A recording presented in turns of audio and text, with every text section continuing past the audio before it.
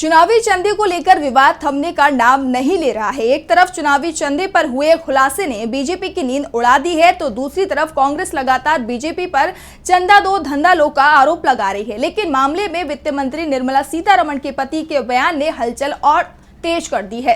BJP पर आरोपों के सिलसिले एक बार फिर तेज हो गए हैं। तो ऐसा क्या कहा है परकला प्रभाकर ने, जानने के लिए देखिए ये रिपोर्ट। इलेक्टोरल बॉन्ड पर एक के बाद एक हुए खुलासों ने बीजेपी पर आरोपों की कड़ी तेज कर दी है। चुनावी चंदे को लेकर हर दिन किसी न किसी आरोप से घिर जाती है बीजेपी। कांग्रेस पहले से ही बीजेपी पर चंदा दो धंधा लो का आरोप लगाती आई है।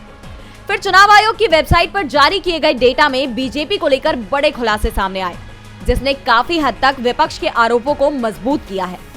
और अब बीजेपी नेता और वित्त मंत्री निर्मला सीतारमण के पति परकला प्रभाकर, जो जाने माने अर्थशास्त्री भी हैं, उन्होंने बीजेपी पर निशाना साधा है। परकला प्रभाकर ने बीजेपी पर हमला बोलते हुए इलेक्टोरल बॉन्ड को हिंदुस्तान का ही नहीं बल्कि दुनिया का सबसे बड़ा स्कैम बताया है।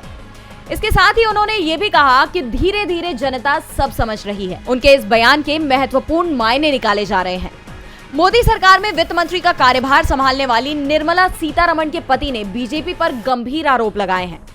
एक तरफ चुनावी बॉन्ड के डेटा में यह भी खुलासा हुआ है कि कम से कम 30 ऐसी कंपनियां हैं जिन्होंने ईडी, सीबीआई जैसी केंद्रीय एजेंसियों की कार्रवाई के बाद बीजेपी को चंदा दिया है।